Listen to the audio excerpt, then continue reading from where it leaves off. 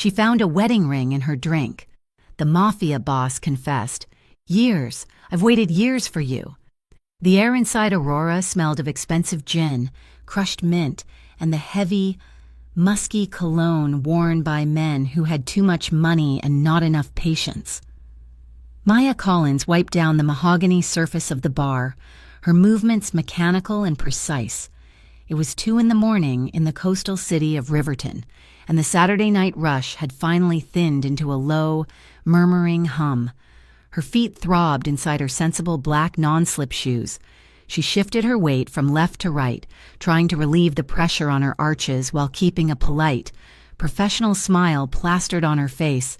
Behind the smile, however, her mind was a running calculator, tallying up tips against the mounting wall of bills waiting on her kitchen counter.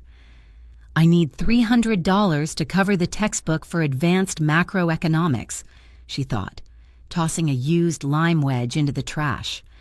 "And another $800 for the rent before the first of the month." Maya was 23, a graduate student drowning in loans, and a bartender who prided herself on being invisible. She did her job. She mixed perfect old fashions, and she went home. She did not flirt for extra cash, and she definitely did not get involved with the clientele. "Pick up the pace." "Collins," the sharp voice of David, the floor manager, cut through her mental math. He was a short, wiry man who wore suits that were too shiny and held a clipboard like it was a royal decree. "Table 6 is waiting on their bottle service," David snapped, drumming his fingers on the bar. "You are moving like you are wading through molasses." "I am moving as fast as I can." "David," Maya replied, her voice steady, "the ice machine is acting up again. Just get it done," he muttered, turning on his heel to scold a busboy near the entrance. Maya exhaled a long, slow breath and turned back to the ice bin. She was used to this. It was just noise. As long as she kept her head down, the night would end. She would go home, and she would be one shift closer to her degree and a life that did not involve serving alcohol to people who did not say thank you. But then, the atmosphere in the lounge shifted. It was not a sound. Exactly. It was a pressure change, like the drop in the air before a coastal storm hits the boardwalk. The music, a smooth jazz track playing over the hidden speakers, seemed to fade into the background. The conversations at the nearby tables quieted, then resumed at a lower, more respectful volume. Maya looked up, her hands pausing on the cocktail shaker. The double doors at the front of the lounge swung open, held by the lead bouncers who suddenly looked much more alert than they had 5 minutes ago. A group of 4 men walked in. They were dressed in impeccable, tailored suits that cost more than Maya's entire tuition. They moved with a unified, predatory grace, scanning the room without turning their heads. In the center of the formation walked Luca Romano. Maya knew the name. Everyone in Riverton knew the name, though most people only whispered it.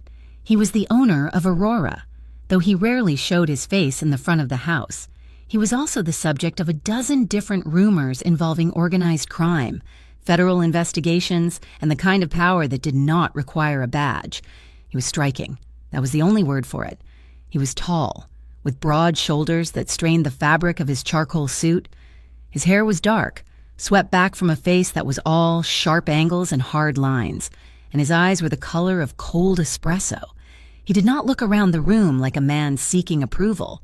He looked like a man who already owned everything he saw. He moved toward the large, semi-private booth in the far corner, the one that was always reserved with a relentless "do not seat" sign, even on the busiest nights. Maya watched him for a second too long. As he settled into the leather banquette, Luca Romano's gaze lifted across the dim lighting, through the haze of smoke and crystal. His eyes locked onto hers. It was a physical sensation, like a static shock. He didn't smile. He didn't nod. He just looked at her with a quiet, terrifying intensity that made the hair on the back of her neck stand up.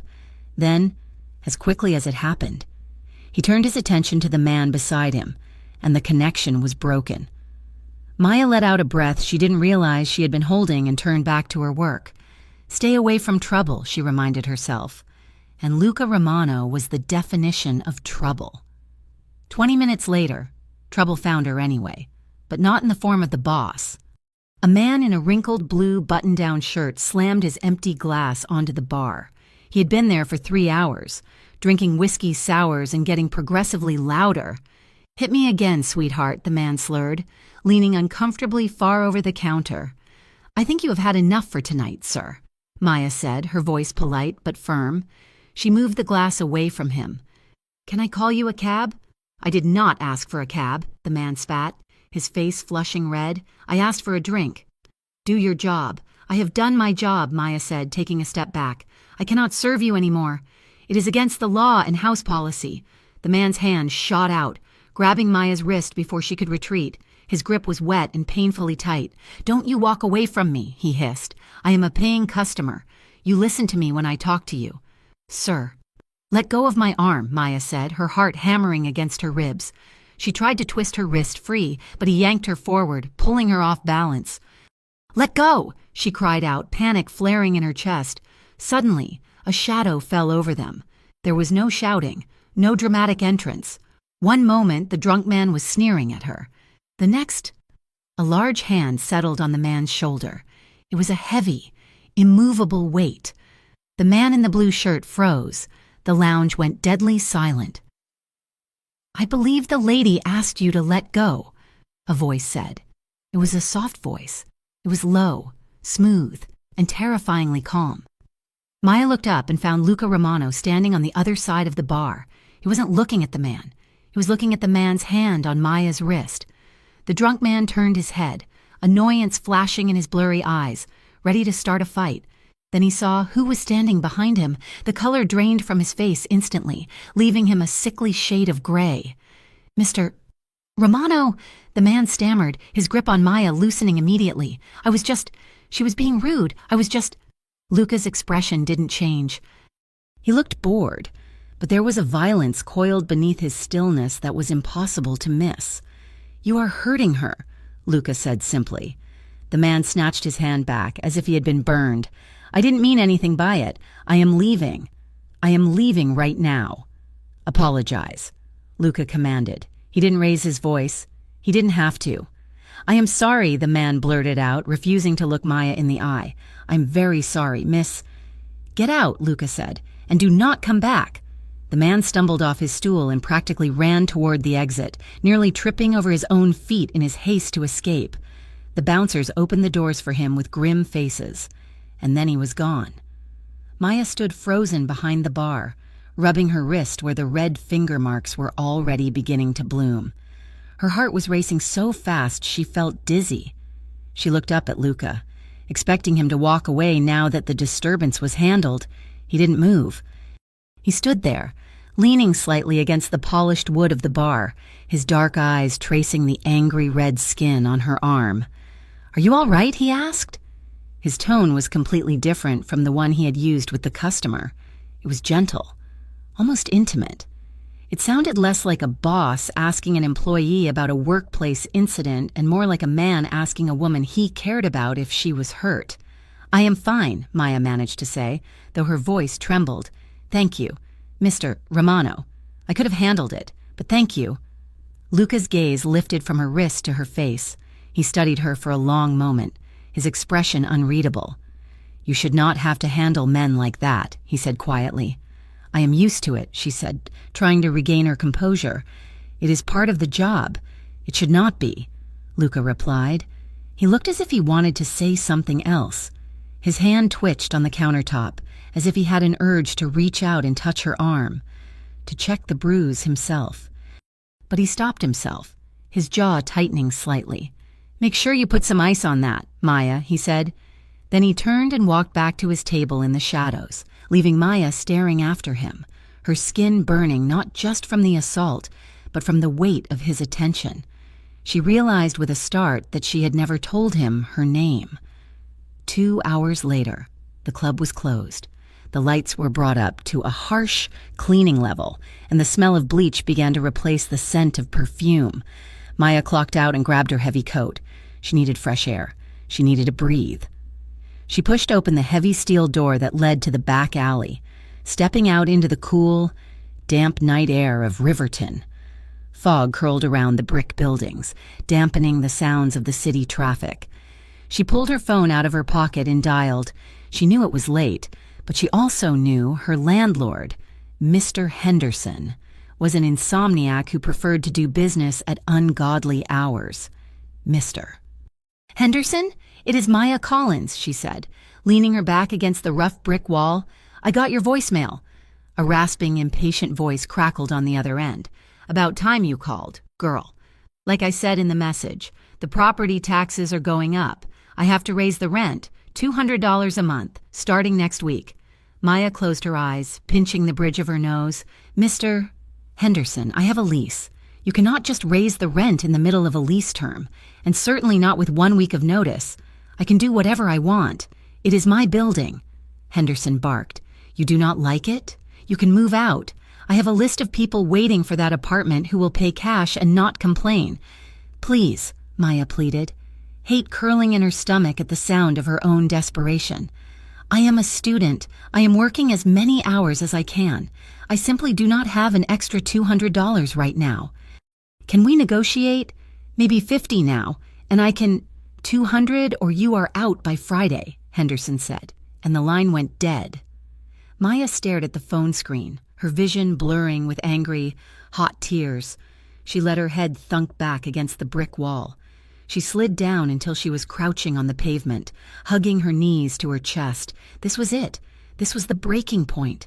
She worked 60 hours a week.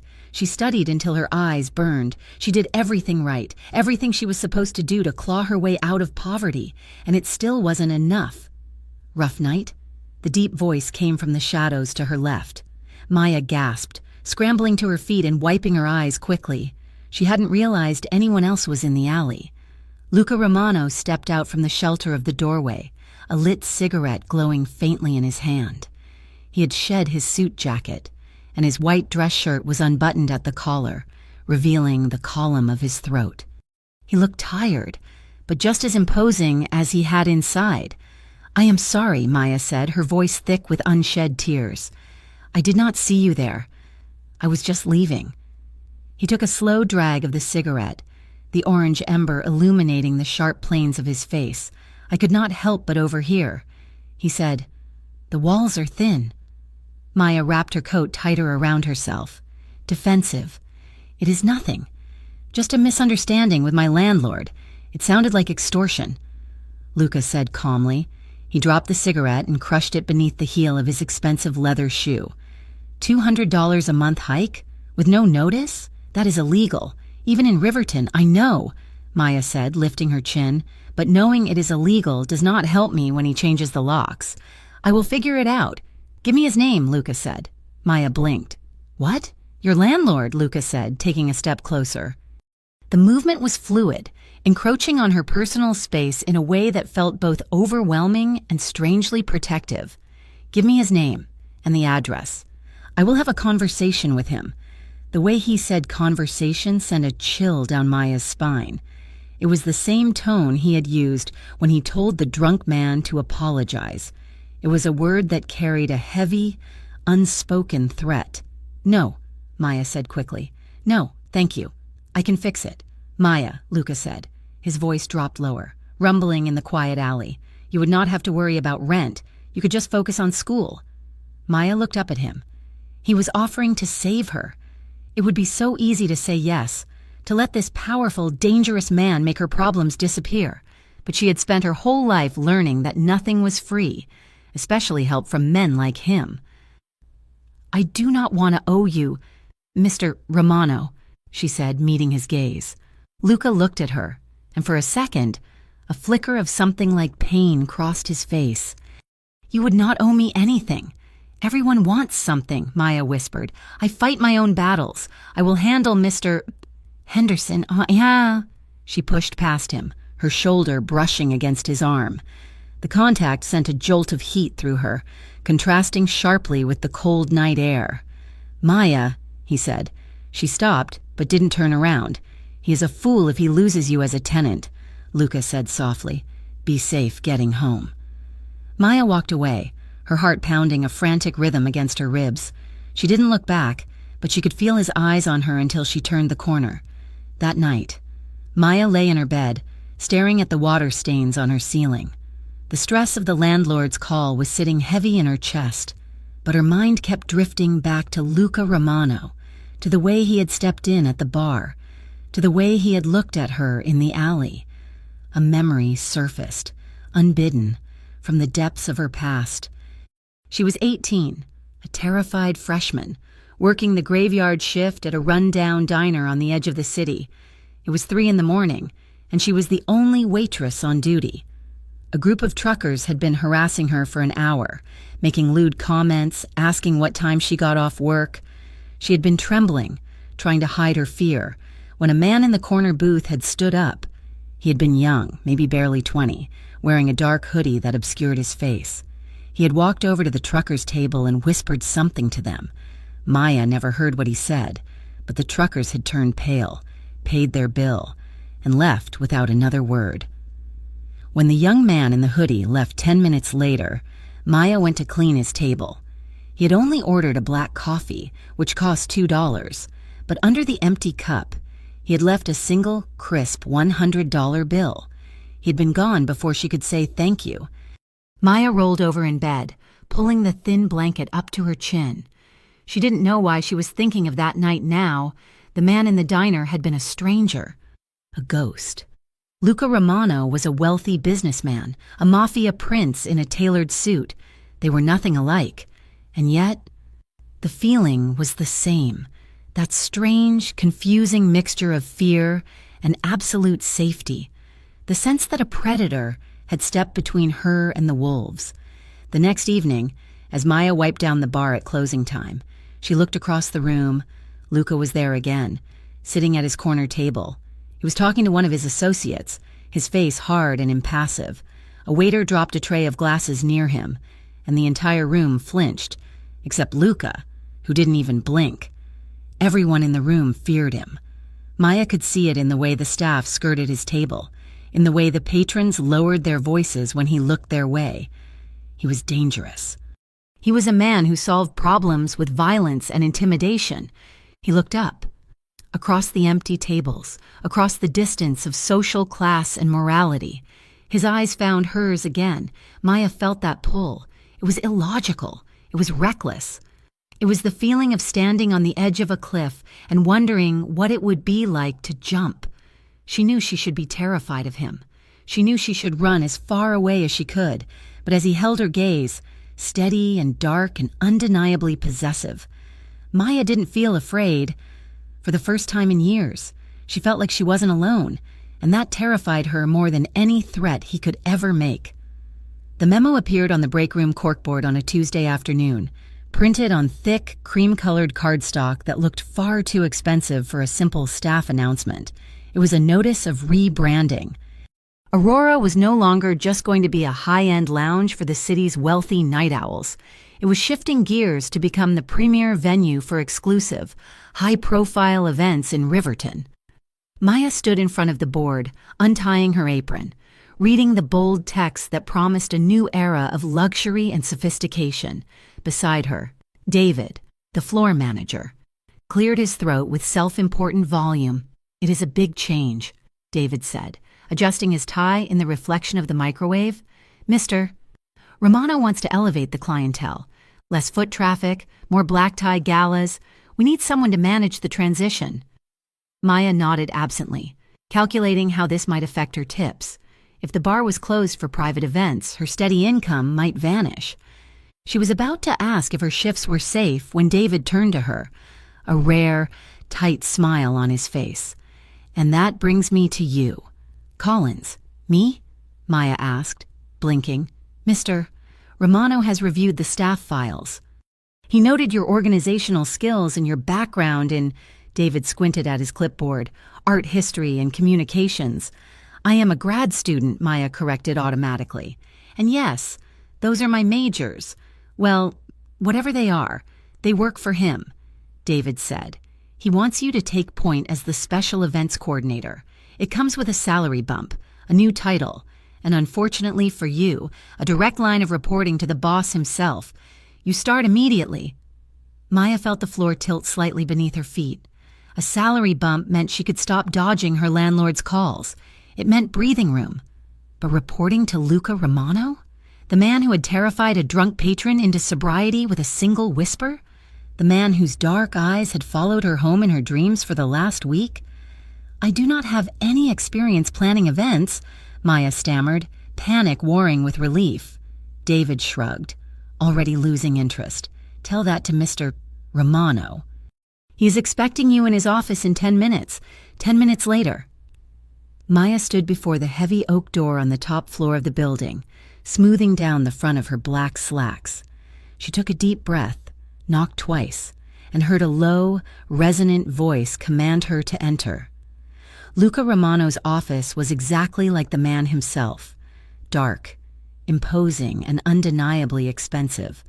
Floor-to-ceiling windows overlooked the gray, rain-slicked streets of Riverton. The furniture was leather and dark wood, and the air smelled of old paper and that signature sandalwood cologne. Luca sat behind a massive desk, reading a file. He did not look up immediately, giving Maya a moment to observe him. He looked tired, the lines around his eyes a little deeper than before, but the intensity radiating from him was undiminished. "Sit down, Maya," he said, closing the file. She sat in one of the leather guest chairs, feeling small. "Thank you for the opportunity, Mr. Romano. But I should be honest, I have never coordinated a gala before. I do not need a party planner." "Maya," Luca said, leaning back in his chair, "I can hire a dozen party planners. I need someone I can trust to handle the details while I handle the complexities." Complexities. The word hung in the air, heavy with implication. "We are hosting a charity auction in 3 weeks," Luca continued, sliding a folder across the desk. "It needs to be flawless. I want you to handle the vendors, the decor, and the staffing." Maya opened the folder. It was a logistical nightmare. 300 guests, a silent auction, live entertainment. "I can do this," she said, her voice strengthening as her brain switched into academic mode. "But looking at this guest list, we need a theme that softens the room. Something modern. Minimalist florals, warm lighting. We need to make people feel relaxed." "No," Luca said immediately. Maya paused. "No? High security," Luca countered. "We need controlled entry points. The lighting needs to be bright enough for the cameras to pick up faces clearly. And the guest list is vetted by my team, not by ticket sales." Maya frowned. "Mr. Romano, if you light the room like an interrogation cell and surround the guests with armed guards, nobody is going to donate money. They are going to feel like they are under siege. They will be safe," Luca said, his voice hardening. "That is the priority. They are coming to a party, not a bunker," Maya argued, surprised by her own boldness. "If you want this rebranding to work, you have to sell the fantasy, not the security detail. We can hide the security. We can make the safety feel invisible." Luca looked at her, then really looked at her. For a moment she thought he was going to fire her on the spot for insubordination, but then the corner of his mouth twitched upward, a microscopic crack in his armor. "Invisible safety," he repeated, testing the words.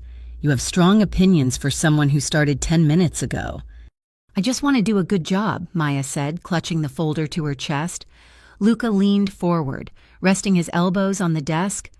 The movement brought him closer to her, invading her personal bubble even from across the mahogany expanse. His eyes dropped to her lips for a fraction of a second before snapping back to her eyes. "Then do a good job, Maya. Prove me right." The weeks that followed were a blur of vendor calls, floral arrangements, and arguments. Maya and Luca clashed constantly. She fought for silk tablecloths. He fought for fire-retardant drapery. She wanted an open floor plan. He wanted strategic choke points. But underneath the friction, there was a low, constant hum that Maya could feel in her teeth. It was in the way he would stop typing when she walked into the room, his gaze following her as she paced in front of the whiteboard. It was in the way he would lean in close to read a document over her shoulder, his heat radiating against her back, making her breath hitch. He never touched her, never said anything inappropriate, but the air between them was becoming so charged that Maya felt like a single spark could burn the whole building down. One Tuesday night, late in the month, the sky over Riverton opened up. It was a torrential downpour, the kind that turned the gutters into rivers and drummed against the roof like gunfire. The rest of the staff had gone home hours ago. Maya was in Luca's office, surrounded by stacks of catering contracts, trying to reconcile the budget for the hors d'oeuvres. Luca was at his desk, reviewing what looked like architectural blueprints, though Maya suspected they were security schematics. The only light in the room came from the green-shaded banker's lamp on his desk and the glow of the city through the rain-lashed windows. The silence was comfortable, heavy with the sound of the rain. "I think the caterer is overcharging us for the caviar," Maya murmured, rubbing her temples. "Pay it," Luca said, without looking up. "It's the principle." "Luca," Maya sighed, dropping her pen. "We cannot just throw money at problems. I have found that throwing money at problems is often the most efficient way to solve them," he replied dryly. The lights flickered overhead, once, twice. Then, with a loud click, the main overheads died completely, leaving the office bathed only in the soft, golden pool of light from the desk lamp and the gray ambient glow from the streetlights outside. Maya gasped softly at the sudden darkness. "It is just the storm," Luca said, his voice calm in the shadows. "The generator will kick in for the essential systems, but the main grid is likely down." He stood up and walked over to the small sitting area where Maya had spread out her paperwork on the coffee table. He sat on the edge of the leather sofa, loosening his tie. The dim light cast deep shadows across his face, making his sharp features look softer, younger. "You should go home, Maya," he said quietly. "You've been here since 8 in the morning. I need to finish this," she said, though she made no move to pick up her pen. "I cannot go home anyway. The buses will be running on a delay with this weather." Luca looked at the window, watching the rain hammer against the glass. "I used to love storms like this," he said, his voice distant. "When I was a kid, it felt like the whole world stopped, like nothing bad could happen while the rain was falling because everyone was too busy hiding from it." Maya looked at him, surprised. She rarely heard him talk about his past. "Did you grow up in Riverton?" "Born and raised," Luca said. "Not in this part of town, though. I grew up in the neighborhood down by the docks, the part of the city people pretend does not exist until they need something illegal." Maya knew the area. It was rough, industrial and dangerous. "It must have been hard," she said softly. "It was what it was." Luca shrugged, but his eyes were far away. "I learned quickly that you have two choices in a place like that. You either become the victim or you become the shark. I decided I did not want to be a victim." He looked at his hands, turning them over as if examining the invisible stains on his skin. "But sometimes you get trapped. You make choices to survive, and then you realize those choices built a cage around you. You look for a way out, but the door is locked from the outside." Maya felt a pang of sympathy in her chest. She knew what it felt like to be trapped by debt, by poverty, by the expectations of a world that didn't care if she drowned. Everyone has regrets. "Luca," she whispered. "I have more than most," he replied. He looked up at her then, his dark eyes intense and vulnerable.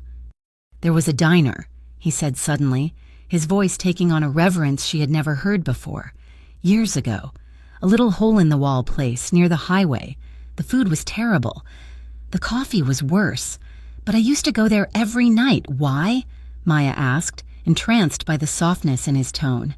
"There was a waitress," Luca said. He didn't look at Maya. He looked past her, into the memory. She was young, maybe 18. She worked triple shifts, looking like she was going to collapse from exhaustion. But she never complained. She had this way of smiling at customers, even the ones who didn't deserve it.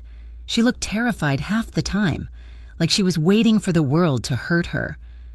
Maya's heart skipped a beat. The image of the diner, the exhaustion, the fear, it felt like a phantom limb. "I used to sit in the corner and watch her," Luca confessed, his voice dropping to a rough whisper. "I wanted to help her. I wanted to take her away from that place. But I was not the kind of man who could offer safety. So I just watched. I made sure nobody bothered her while I was there. And then I would leave." He stopped abruptly, as if realizing he had said too much. The silence that followed was thick, heavy with unsaid words. Suddenly, a massive crack of thunder shook the entire building. The floor vibrated beneath them, and the window panes rattled in their frames. Maya yelped, instinctively flinching and curling inward before she could even process the fear. Luca was moving.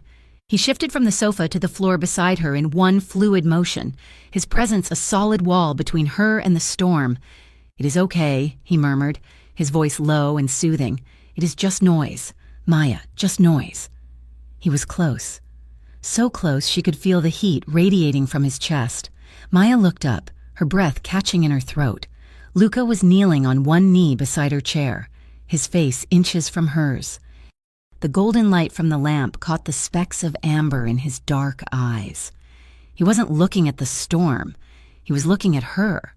His hand lifted slowly, hesitating for a fraction of a second before his fingers brushed against her temple. His touch was electric, a stark contrast to the cool dampness of the room. He tucked a loose strand of hair behind her ear, his fingers lingering on the sensitive skin of her cheek. His skin was rough, calloused, but his touch was incredibly gentle. It was the touch of a man handling something fragile, something precious. "Maya," he breathed. Her name sounded like a prayer on his lips. Maya couldn't move. She couldn't breathe. Her heart was hammering against her ribs so hard she was sure he could hear it. The air between them crackled, charged with weeks of stolen glances and suppressed desire. He leaned in. It was slow, inevitable. His gaze dropped to her lips, dark and hungry. Maya's lips parted slightly, an unconscious invitation. She felt herself leaning forward, drawn into his gravity. She wanted this. God, she wanted this. She wanted to know what it felt like to be held by him, to be claimed by him. His face was so close now that his warm breath ghosted across her cheek. He tilted his head, his eyes fluttering shut. Panic flared in Maya's chest. It wasn't fear of him. It was fear of everything else. He was her boss. He was dangerous. He was a man who spoke of violence in cages. If she crossed this line, there was no going back. She pulled back, jerking her head away with a nervous, breathless laugh. I need to catch the last bus," she stammered, her voice high and unnatural. The spell shattered. Luca froze. His hand fell from her cheek, hovering in the air for a second before dropping to his side. He opened his eyes, and for a moment, Maya saw a flash of raw, naked hurt. Then, the mask slammed back down. The businessman returned. "Of course," Luca said, his voice tight. He stood up, smoothing his tie, stepping back into the shadows.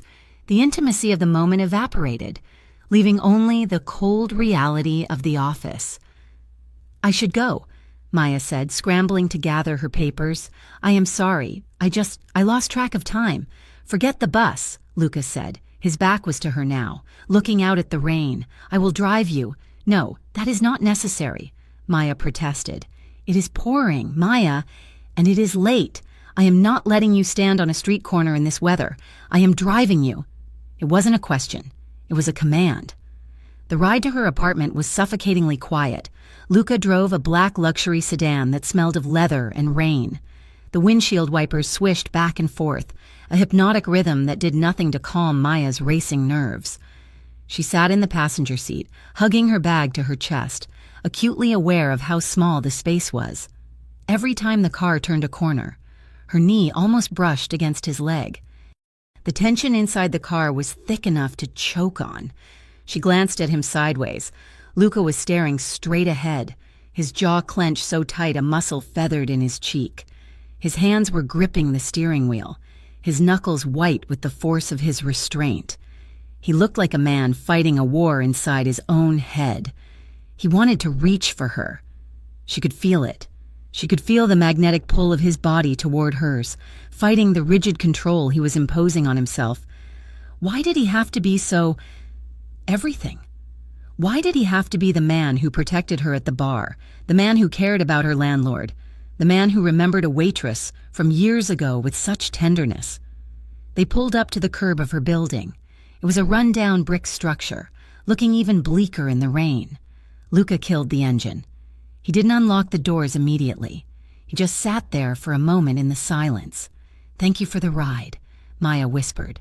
"Wait," Luca said. He opened his door and stepped out into the deluge. By the time he walked around to the passenger side, he had opened a large black umbrella. He pulled her door open. Maya stepped out. The sidewalk was slick with oil and water.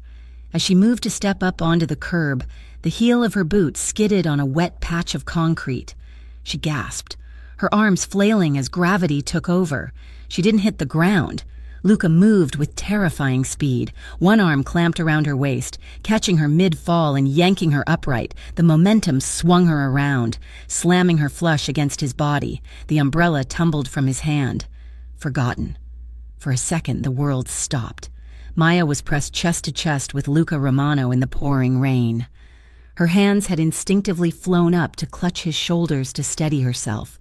His arm was a band of steel around her waist, holding her so tightly her feet were barely touching the ground. She could feel the heat of him soaking through her wet clothes. She could feel the rapid, heavy thud of his heart beating against hers. They stared at each other. Rainwater dripped from his hair, running down the sharp planes of his face. His eyes were wide, blown dark with adrenaline, and something else, something raw and desperate. He wasn't letting go.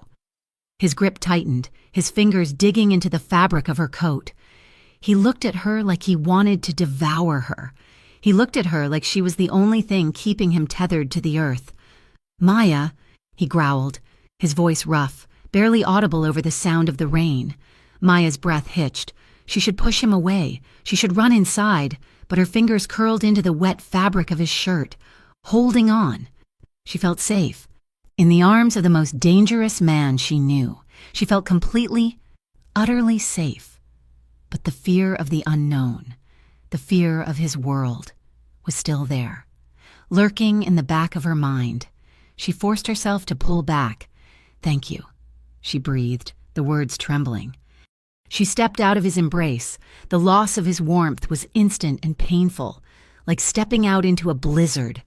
Luca's hands remained in the air for a second, empty, before he slowly lowered them to his sides. He stood in the rain, ignoring the water soaking his expensive suit. His jaw was set hard, his teeth clenched. He looked like he was in physical pain. "Go inside, Maya," he said, his voice straining with the effort of not reaching for her again. "Go inside before I do something we both regret." Maya turned and ran up the steps to her building, fumbling for her keys. She didn't look back until she was safely inside the vestibule. Through the glass door, she watched him. Luca was still standing on the curb, the rain plastering his hair to his forehead. He was watching her door, his expression a heartbreaking mixture of restraint and profound, aching longing. He looked like a man who had waited a lifetime for something he couldn't touch. He stood there for a long moment, guarding her until she vanished up the stairs, before finally turning back to his car and driving away into the night. The summer heat in Riverton broke with the violence of a fever, replaced by a cold, persistent drizzle that turned the city pavements into slick mirrors reflecting the neon lights of patrol cars. The local news stations were in a frenzy, their tickers running non-stop with headlines about the sudden escalation in gang violence. A new player had entered the board, the Kane Syndicate. They were brutal, loud, and hungry for territory that had belonged to the Romano family for decades. Inside Aurora, the atmosphere had curdled. The usual air of relaxed luxury was laced with a quiet, vibrating tension. The staff moved with their heads down, whispering in hushed tones near the service stations. "I heard they hit a warehouse on the south side last night," a bartender whispered to Maya as she sliced lemons. "2 guys in the hospital."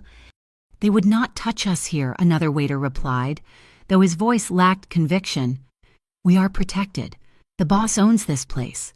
That is exactly why we are a target," Maya thought, her stomach twisting into a cold knot. She tried to focus on her clipboard, checking the inventory list for the night, but her hands were unsteady. Since that night in the rain, when Luca had held her against him and then walked away, a wall had gone up between them. He was still her boss, still the man who signed her checks, but he was distant now, watching her from across the room with eyes that looked like shut doors. The Friday night rush hit at 11 o'clock. The music thumped a heavy, hypnotic bass line, and the VIP section was at capacity. Maya stood near the velvet rope, acting as the gatekeeper while the regular host took a break. A man approached the rope. He was wearing a suit that looked expensive from a distance but cheap up close. The fabric too shiny, the fit slightly off. He didn't have the bored, languid expression of the usual wealthy clientele. His eyes were darting around the room, nervous and predatory. "I am going in," the man said, moving to step around the rope without slowing down. Maya stepped into his path, her hand raised in a polite stop gesture. "Good evening, sir. May I have your name for the list?" "I do not need a list," the man snapped. His hand twitched toward the inside of his jacket. "Move." "I am afraid I cannot do that," Maya said, her voice firm despite the alarm bells ringing in her head. "The VIP lounge is strictly by reservation only. If you give me your name, I can check with the manager." The man's face twisted into a snarl. He lunged forward, his shoulder colliding with hers, trying to shove her aside. "Get out of my way, bitch!" Maya stumbled back, losing her footing, but she grabbed the velvet rope to steady herself, blocking him again. "Security!" she shouted, her voice cutting through the music. The reaction was instantaneous. Two of Luca's men, who had been standing inconspicuously near the pillars, descended on the man before he could take another step. They didn't move like bar bouncers breaking up a drunk fight. They moved like soldiers neutralizing a threat. One of them grabbed the man's arm, twisting it behind his back with a sickening pop that was audible even over the bass. The man screamed, a high, thin sound that was immediately cut off as the second guard slammed him face first into the wall. "Gun!" one of the guards shouted, pulling a dark metal pistol from the man's jacket. The room erupted in gasps and screams. The music cut out. Maya stood frozen, staring at the weapon. It was not a prop. It was real, heavy, and lethal. The man had been seconds away from entering the VIP room where Luca was sitting. "Get him out the back," a voice commanded. Luca was there. He had appeared from the shadows of the lounge, his face a mask of terrifying calm.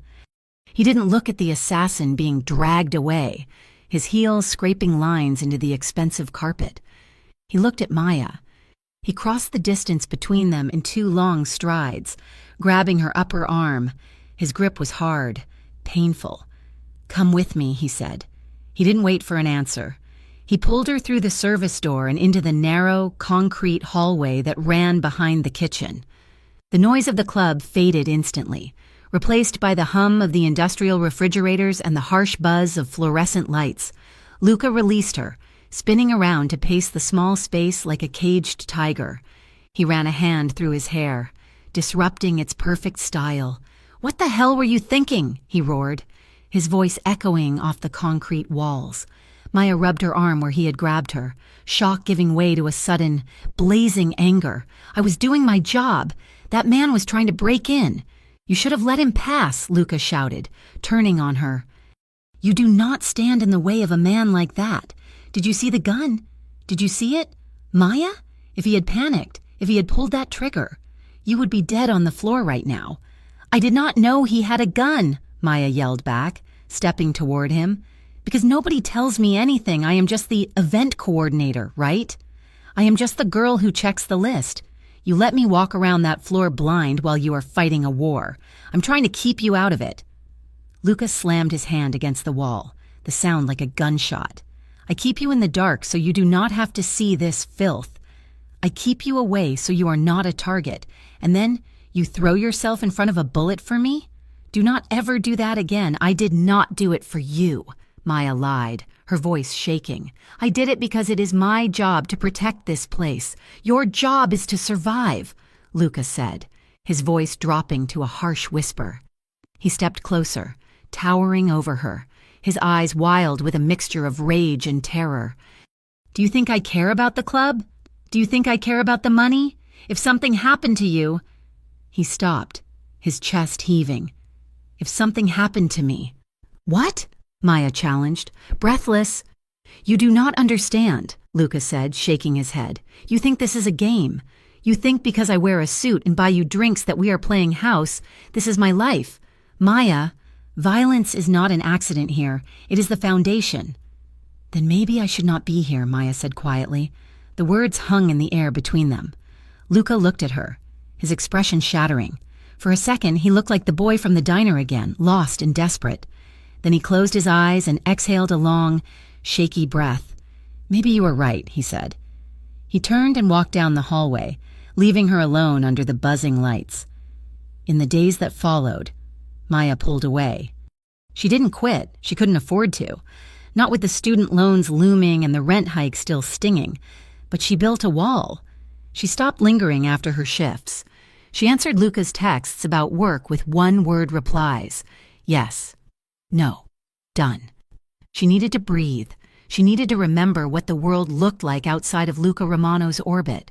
She accepted an invitation for coffee from Daniel Reyes. Daniel was a detective with the Riverton Police Department. He had been coming into Aurora for weeks, asking polite questions, sipping water and watching. He was handsome in a traditional, safe way, clean-cut, kind eyes, a smile that didn't hide any secrets. They met at a small cafe on the pier, far away from the dark glamour of the lounge. The sun was shining, seagulls were crying overhead, and the air smelled of salt and waffle cones. You look tired, Maya, Daniel said gently, wrapping his hands around a mug of black coffee. It has been a long week, Maya admitted, stirring sugar into her latte. I heard about the incident on Friday. Daniel said, his voice wasn't accusatory, just concerned. That guy they dragged out? He's a known associate of the Kane Syndicate, a hitman. Maya stared at her cup. I did not know. I know you didn't, Daniel said. He leaned forward, his expression earnest. Look, I know Luca Romano has a reputation. I know he can be charismatic. But guys like him, they pull everything around them into the black hole. I am just an employee. Daniel. Are you? Daniel asked softly. Because from where I am sitting, it looks like he is keeping you very close. Maya didn't answer. Daniel reached across the table and covered her hand with his. His palm was warm, dry, and steady. It felt nice. It felt normal. Smart people do not stand near the blast radius when guys like him go down, Daniel said. And he is going to go down. Maya, the feds are circling. The Canes are pushing. It is only a matter of time. You deserve a life that does not involve checking for exits every time you walk into a room. Maya looked out the window. Across the street, a black sedan was idling at the curb. The windows were tinted, but for a moment, she thought she saw a silhouette she recognized. Inside the car. Luca watched them. He saw Daniel reach for Maya's hand. He saw the way Maya didn't pull away. He saw the sunlight catching in her hair, making her look golden and free. A jagged shard of jealousy twisted in his gut, sharp and hot. He wanted to get out of the car. He wanted to walk across the street, pull Daniel out of that chair, and break his hands. He wanted to drag Maya back to his world, to keep her where he could see her. But he didn't move. Daniel Reyes was a good man. He was a cop. He could offer her safety. He could offer her a life where she didn't have to worry about bullets flying in her workplace. If you love her, Luca thought, his grip on the steering wheel tightening until the leather creaked, you have to let her go. He put the car in gear and drove away, leaving her in the light. The peace didn't last. 3 days later, Maya came home from an afternoon class to find her apartment door slightly ajar. She froze in the hallway, her keys clutched in her hand like a weapon. She knew she had locked it. She was obsessive about locking it. She pushed the door open with her foot. The apartment was quiet. Too quiet. "Hello?" she called out, her voice trembling. There was no answer. She stepped inside. The place hadn't been ransacked. Her laptop was still on the table. Her TV was still on the stand. But things were wrong. A drawer was slightly open. The cushions on the couch were askew. And the lock on the front door had deep, angry scratches around the keyhole. Someone had been here. Fear, cold and slimy, washed over her. She backed out of the apartment, fumbling for her phone. She didn't call the police. She didn't call Daniel. Without thinking, her thumb hovered over Luca's name. Before she could press the button, her phone rang. It was him. "Do not go inside." Luca's voice barked through the speaker. He sounded out of breath. I am already here," Maya whispered. The door was open. Get out, Luca ordered. Go downstairs. My men are 30 seconds away. I am 2 minutes behind them. They were waiting for her. 2 black SUVs screeched to a halt in front of her building before she even reached the sidewalk. 4 men jumped out, surrounding her, scanning the rooftops and the street. Then Luca's car arrived. He didn't park. He just abandoned the vehicle in the middle of the street and ran to her. Are you hurt? He demanded, grabbing her shoulders, his eyes scanning her frantically for injuries. Did you see them? No, Maya said, shaking her head. I just got home. The door was open. He cursed in Italian, a low, vicious sound. He turned to his men. Sweep it top to bottom. If you find so much as a dust bunny out of place, I want to know. They waited on the sidewalk while the team went upstairs. Maya hugged her arms around herself, shivering despite the mild weather. Luca stood beside her, radiating a heat that was almost painful. He didn't touch her again, but he stood close enough that she could smell the scent of gunpowder and mint on his clothes. 10 minutes later, the head of security came back down. He was holding a small plastic bag. Inside was a tiny, black disc. We found it in the bedroom, the man said grimly, behind the headboard. It is a transmitter, high range. Maya felt the blood drain from her face. In her bedroom. Someone had been in her bedroom. Someone had been listening to her sleep. Pack a bag, Luca said. His voice was flat, brokering no argument. What? Maya asked, staring at the bug in the bag. You are not staying here, Luca said. It is compromised. You are coming with me to a secure building. I have a safe house uptown. No, Maya said, stepping back. I am not going to a safe house. I am not going anywhere with you. Maya, be reasonable, Luca snapped. The Kane Syndicate knows where you live. They have been listening to you. Because of you, Maya shouted, her fear turning into a defensive fury. They are listening to me because of you.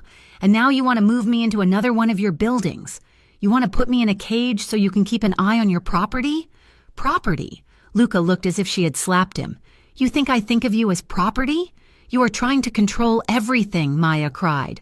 My job, my apartment, my life. I am not a pawn on your chessboard. Luca, I am trying to keep you alive. Why me? Maya demanded. Why are they targeting me? I am just a bartender. Because they know. Luca roared. The street went silent. His chest was heaving. He looked at her, his eyes wild and unguarded. They know, he said, his voice dropping to a rough rasp. They know that you are the only thing in this world I give a damn about. They know you are my weakness. Maya stared at him, the air leaving her lungs. You are a pressure point, Maya, Luca whispered, stepping closer. If they want to hurt me, they do not come for my money. They do not come for my territory. They come for you. He took her arm, gently this time. Let me take you somewhere safe, please. Maya looked at the apartment building that had been her sanctuary, now violated and cold. She looked at Luca, the man who brought the danger but was also the only one standing between her and the wolves. Okay, she whispered. The safe house was a penthouse in a building made of steel and glass. High above the city, it was beautiful, sterile, and cold. Luca walked her inside, checking every room personally, opening closets, checking window locks. Maya stood in the living room, hugging her elbows, listening to the muffled sounds of the city below. When Luca came back into the room, he looked exhausted. He had taken off his jacket and rolled up his sleeves, revealing forearms corded with muscle and marked by faint, white scars. It is clean, he said. There are guards in the lobby and on the elevator. Nobody gets in without me knowing. Thank you, Maya said stiffly. Luca didn't leave. He stood by the window, looking out at the skyline. I saw you, he said quietly. With the detective. Maya stiffened. You were following me? I always have eyes on you. Maya. For safety. Is that what you call it? I saw the way you looked at him. Luca continued, ignoring her jab. When he looks like a good man. Safe. He is, Maya said. He warned me about you. I'm sure he did. And he was right. Luca turned around. His face was a mask of agony. Seeing you with him, seeing him touch your hand, it felt like being gutted. Maya. It felt like someone reached inside my chest and tore everything out. Maya's breath hitched. She took a step toward him, drawn by the raw pain in his voice. "I tried to walk away," Lucas said, his voice breaking. "I tried to leave you alone, but I cannot. I simply cannot." He was trembling. This man, who stared down assassins and broke men's bones without blinking, was shaking because he was looking at her. Maya stepped closer. The fear was still there, buzzing in the back of her mind, but the desire was louder. It was a roar in her ears. She reached out and touched his arm.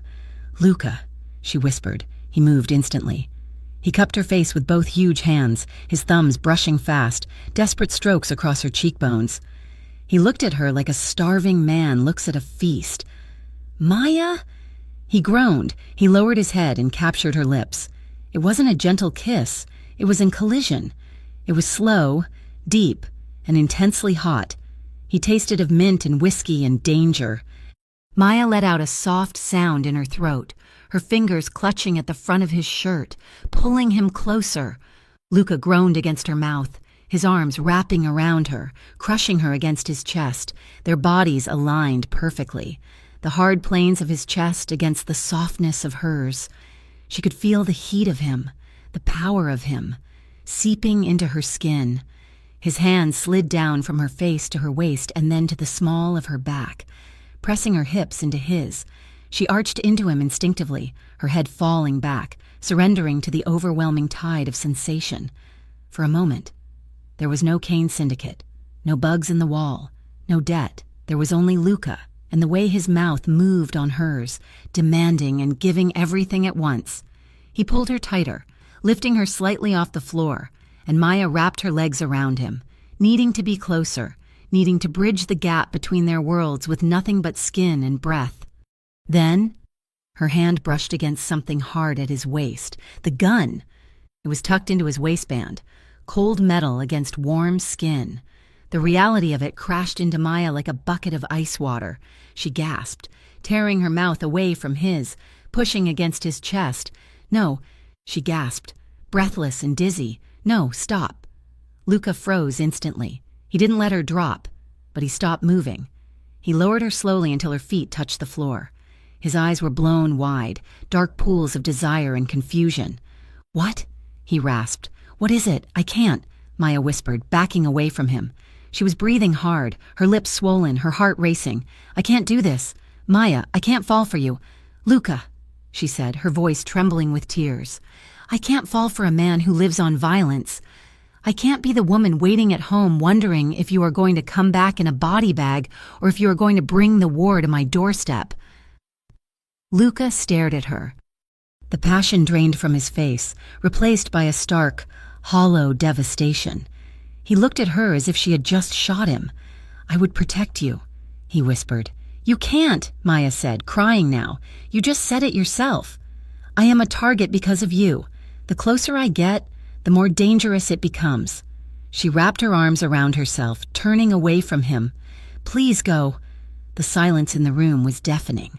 Luca stood there for a long time. She could feel his gaze on her back.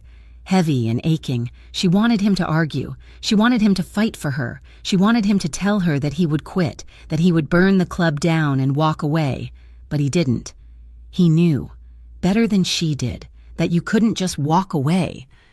"I will have guards posted at the door," Luca said. His voice was dead, void of all emotion. "You are safe here." He walked to the door. The sound of his footsteps was heavy.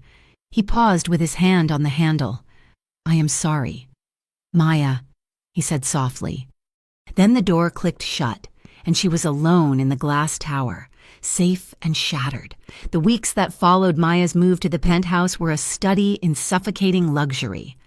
The apartment was beautiful, with floor-to-ceiling windows that offered a panoramic view of Riverton, but it felt less like a home and more like a high-end aquarium. Maya tried to maintain a sense of normalcy. She went to her classes, she went to her shifts at Aurora, and she tried to pretend that her life had not been completely hijacked by the city's most dangerous man. But Luca was everywhere. He was not physically present most of the time. He kept his distance, true to his word, but his influence was a heavy, tangible weight. It was in the black SUV that idled at the curb when she walked out of her university lecture hall. It was in the burly men in suits who stood at the corners of the bar while she worked, watching the crowd with shark-like intensity. It was in the substantial bonus that appeared on her paycheck, labeled simply as a housing stipend. Maya tried to rebuild the walls she had erected. She threw herself into the planning of the next event, obsessing over table linens and lighting schematics until her eyes burned. She answered Luca's emails with curt, professional sentences. She told herself she was independent. She told herself she was just an employee. But at night, in the silence of the penthouse, she would lie awake and remember the feeling of his hands on her face. The memory of that almost kiss burned in her chest, a slow, steady heat that refused to fade. She continued to meet with Daniel Reyes. The detective had become her anchor to the real world, a reminder that there was a life outside of Luca's gilded cage. They met on a Tuesday afternoon in a park near the waterfront. The autumn wind was picking up, stripping the leaves from the trees, and the air smelled of brine and decay. "You look safer," Daniel observed, handing her a paper cup of tea, "but you do not look happier." "I am fine," Maya said, wrapping her coat tighter around herself. "Just busy. The new event schedule is grueling." Daniel watched her over the rim of his cup. He looked like he wanted to say something, then thought better of it. He reached into his jacket pocket and pulled out a folded manila envelope. "I found something." "Maya," he said, his voice serious, "I was digging into the Romano family financials, looking for leverage. I found a connection to you." Maya frowned. "To me? I told you, I am just an employee. I have only worked there for a few months, not to you directly," Daniel corrected. "To your father." Maya felt a cold stone drop in her stomach. Her father had died 3 years ago, leaving behind a legacy of love, bad jokes, and a mountain of gambling debt that had almost crushed her mother before she passed away, too. "What about him?" Maya asked, her voice tight. Daniel tapped the envelope. 6 years ago, your father owed $50,000 to a loan shark named Jimmy Vane. Vane was a bad guy. Maya, the kind who broke legs first and asked for payment later. Your father was weeks away from losing the house." "I know," Maya whispered, looking down at her boots. "We thought we were going to be homeless. Then Dad said he worked it out. He said he found a consolidation loan. He did not find a loan," Daniel said gently. "Someone paid Vane, in cash, $50,000, plus interest. Vane walked away, and your father kept the house." Maya stared at him. "Who?" "The payment came from a shell company called Janus Holdings." Daniel said, "It is a dummy corporation used to wash money. I traced the ownership. It leads back to a trust managed by the Romano family." The world seemed to tilt on its axis. Maya took the envelope with trembling fingers. She opened it and stared at the photocopied bank records. There it was. The date. The amount. "The name of the holding company. Luca?" she breathed. "But I did not know him then. That was 6 years ago. I was just starting college. I was nobody." Daniel sighed, running a hand through his hair. "Maybe your father knew him. Maybe he did a favor for the family." "No." Maya shook her head, her mind racing. "My dad was a high school history teacher with a gambling problem. He did not know Mafia bosses." Daniel looked at her with pity. "Look, Maya, I do not know why he did it, but this proves he has been in your life a lot longer than you think. He bought your safety years ago, and men like Luca Romano, they do not give away $50,000 out of the kindness of their hearts. They consider it an investment." Maya felt sick. She felt hollowed out. All this time, she thought she had survived by her own grit. She thought she had saved herself. But he had been there, pulling strings, owning her before she even knew his name.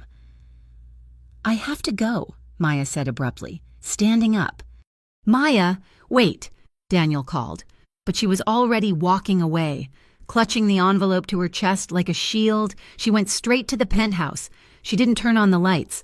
She went to the small safe where she kept her own meager records, her birth certificate, her parents' death certificates, the old deed to the house. She pulled out the paperwork from that year. She sat on the floor, surrounded by papers, cross-referencing everything with the documents Daniel had given her. It was all there. The fine print she had never understood at 18, the transfer of the lien, the forgiveness of the debt signed by a representative of Janus Holdings. She felt a wave of betrayal so strong it made her dizzy. He had known. All those nights at the bar, when she was serving him drinks, when she was trying to keep her distance. He had known that he practically owned the roof over her head. He had let her struggle, let her worry about student loans, all while holding the deed to her past. It felt like manipulation. It felt like he had bought a ticket to her life without her permission. She stood up, grabbing the papers. She didn't call him. She didn't text. She walked out of the apartment, ignored the startled look of the guard in the hallway, and took the elevator down to the garage. 20 minutes later, she stormed into Aurora. The club was closed, the cleaning crew moving silently through the shadows. Maya marched past them, up the stairs and straight to the double doors of Luca's office. She didn't knock. She threw the doors open. Luca was on the phone, standing by the window. He turned, startled by the intrusion.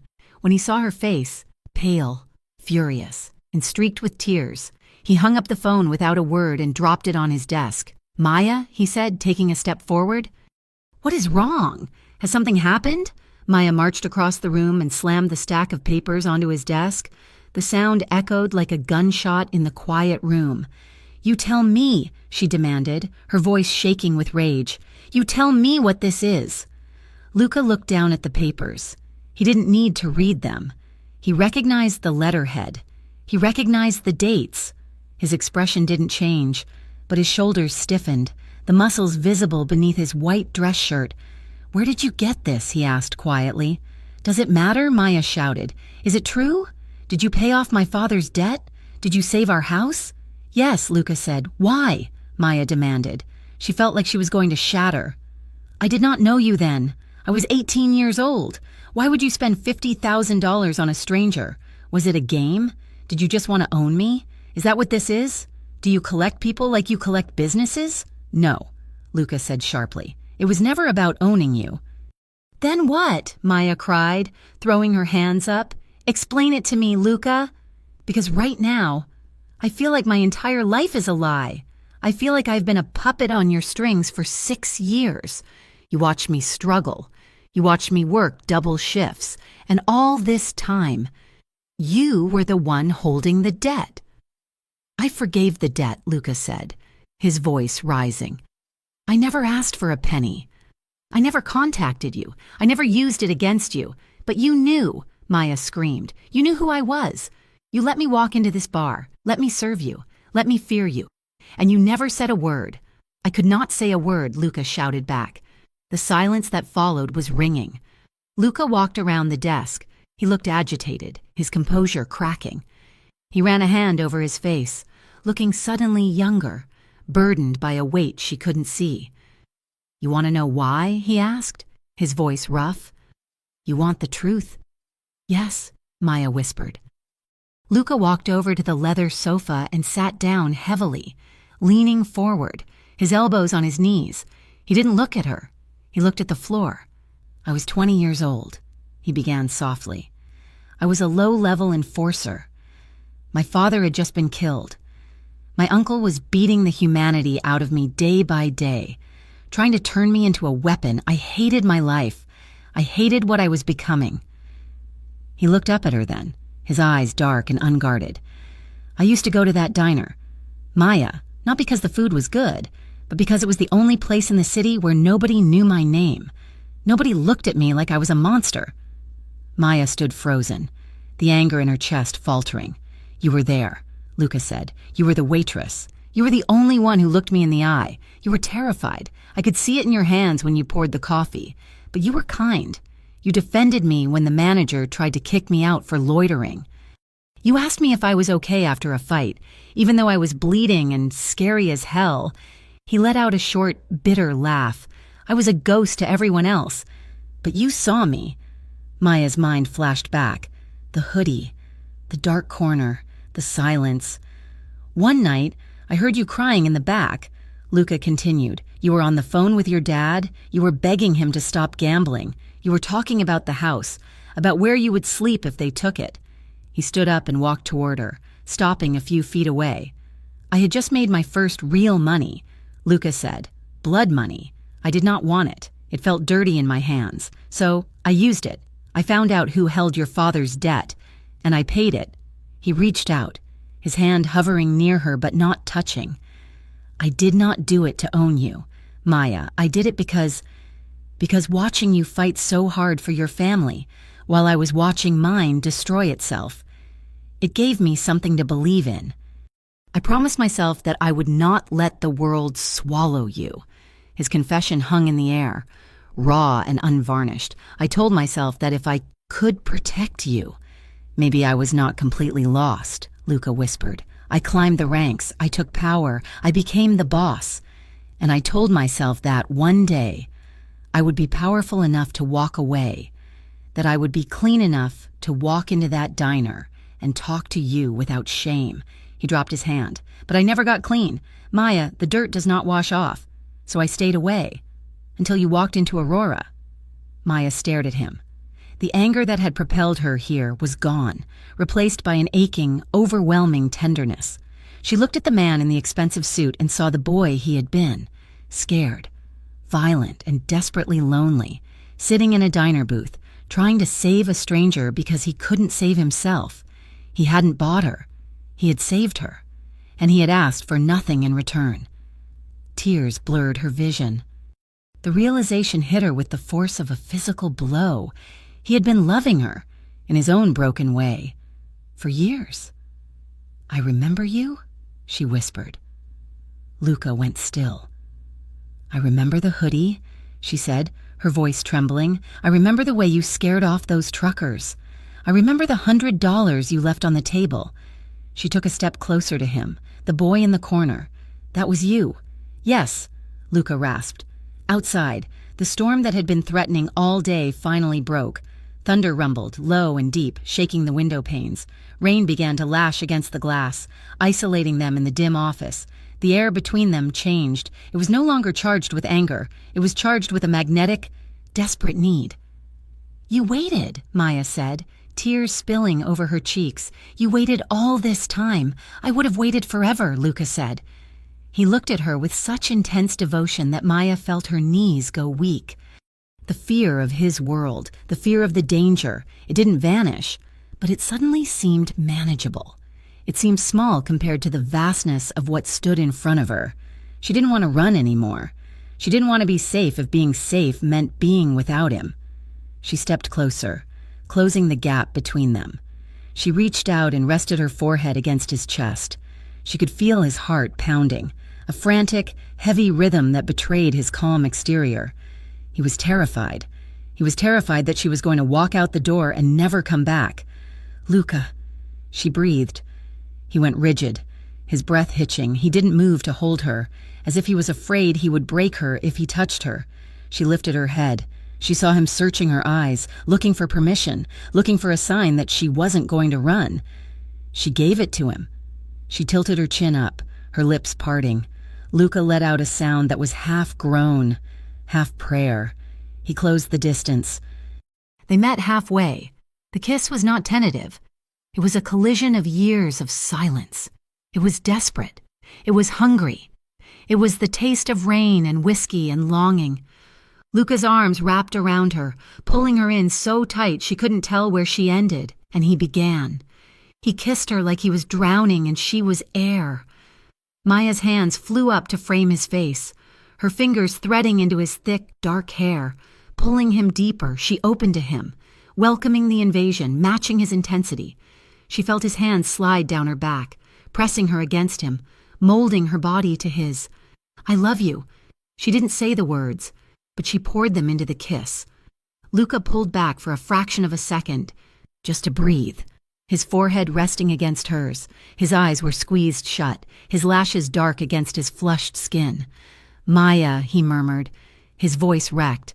God, Maya, I have waited so long to hold you like this. He kissed her again, deeper this time, a slow, consuming burn that set her blood on fire.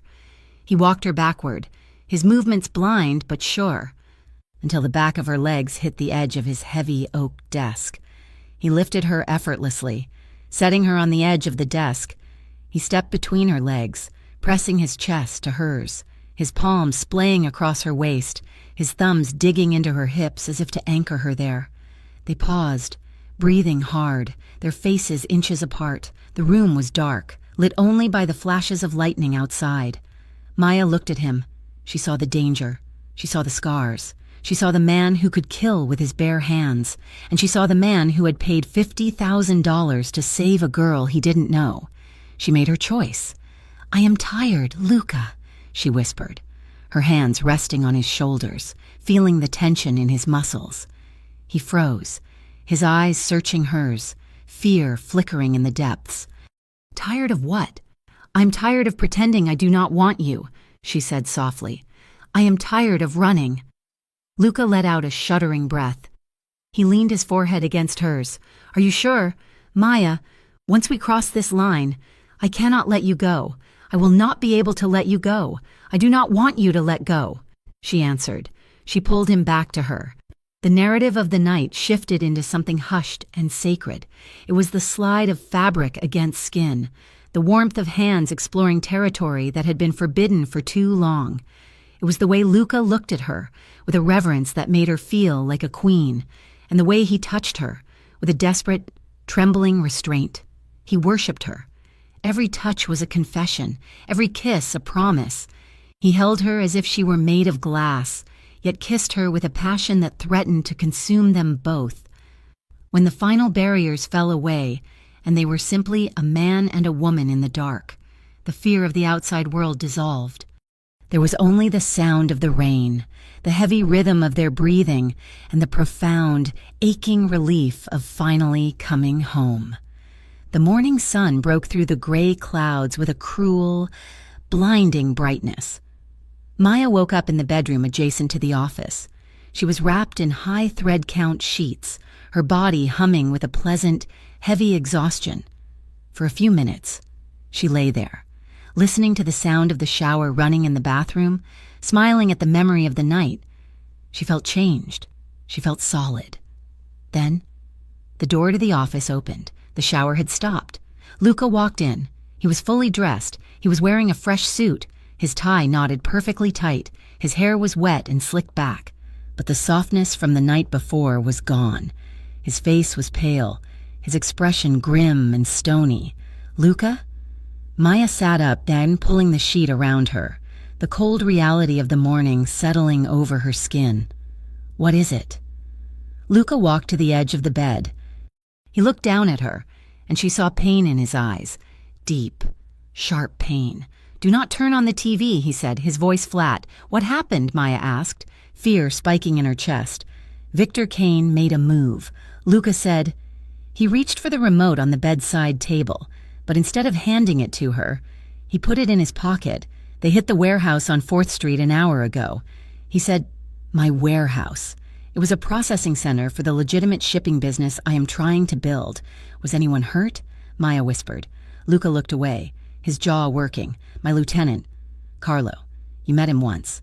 The older man who held the door for you." Maya nodded, remembering a kind face with a scar on his chin. "He is dead," Luca said. "They killed him, and they left a message." "What message?"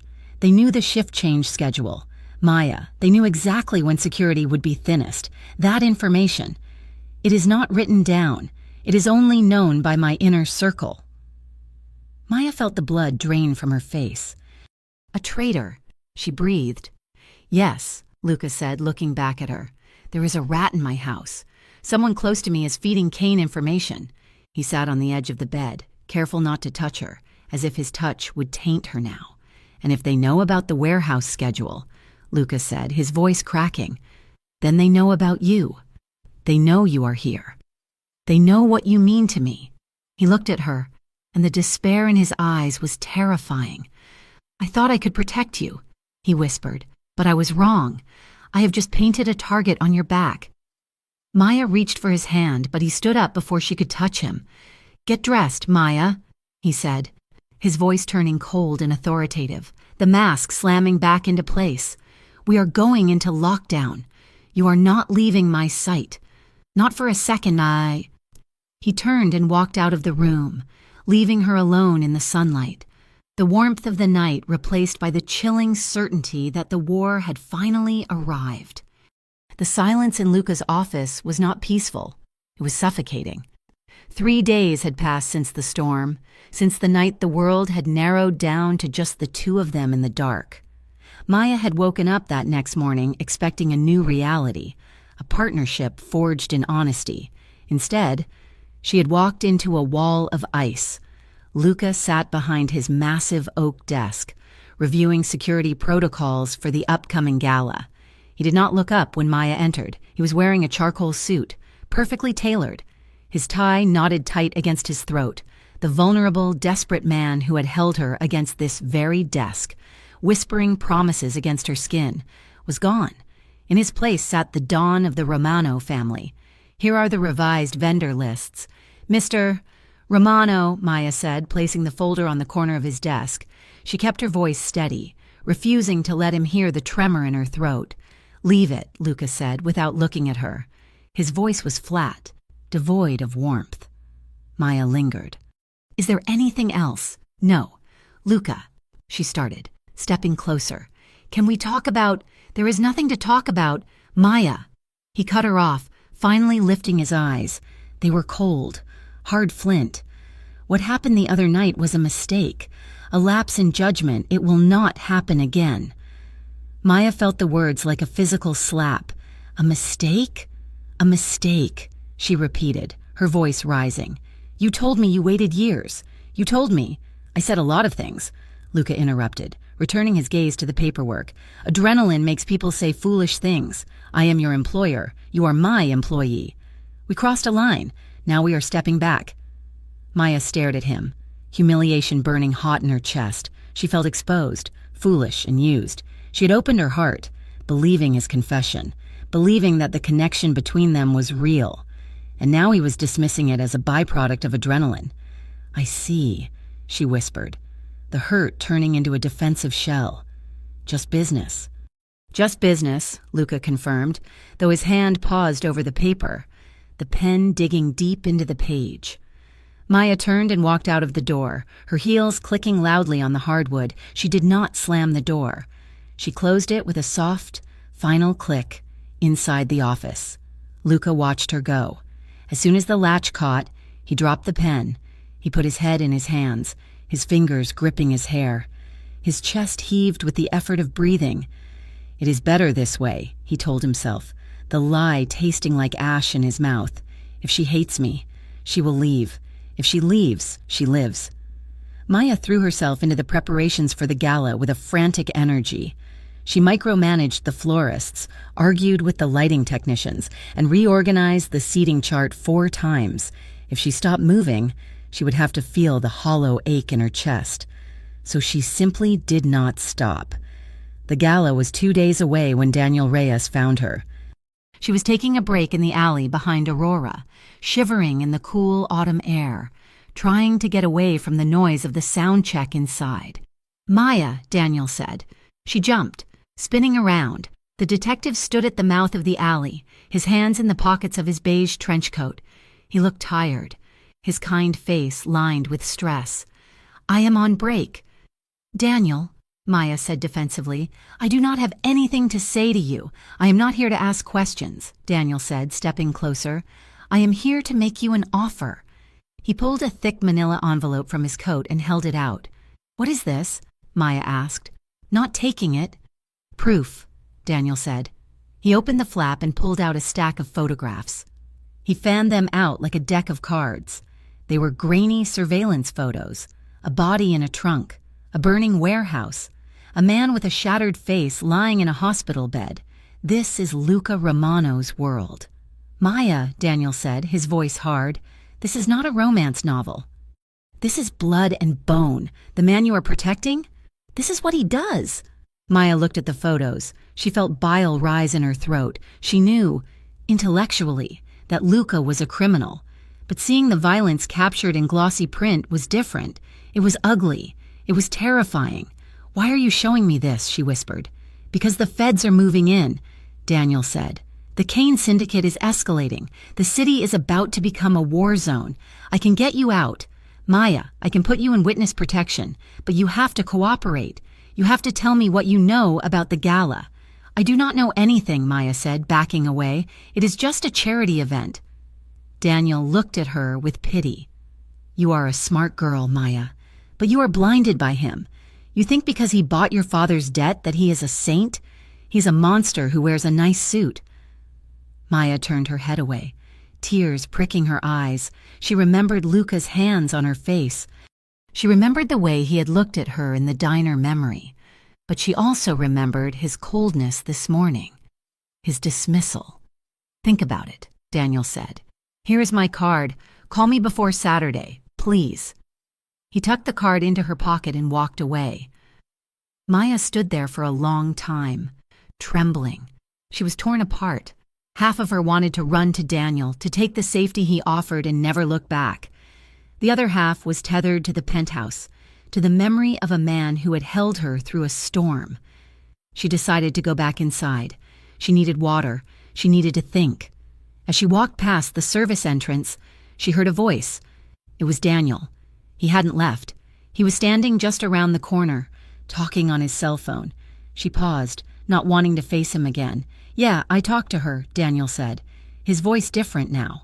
Colder, sharper. She is wavering. I think she will flip. Maya held her breath, pressing herself against the brick wall. And if she does not? Daniel listened to the person on the other end. He sighed. Look, if things get messy at the gala, they get messy. We need to take Romano and Kane down. If the girl gets caught in the crossfire, well, collateral damage might be unavoidable. She made her choice. Maya felt the blood drain from her face. Collateral damage. Daniel Reyes, the kind detective with the soft eyes, the man who had promised her safety, was willing to let her die to get his badge of honor. He didn't care about her. To him, she was just a pawn, just like she was to the Kane syndicate. The realization hit her with crystal clarity.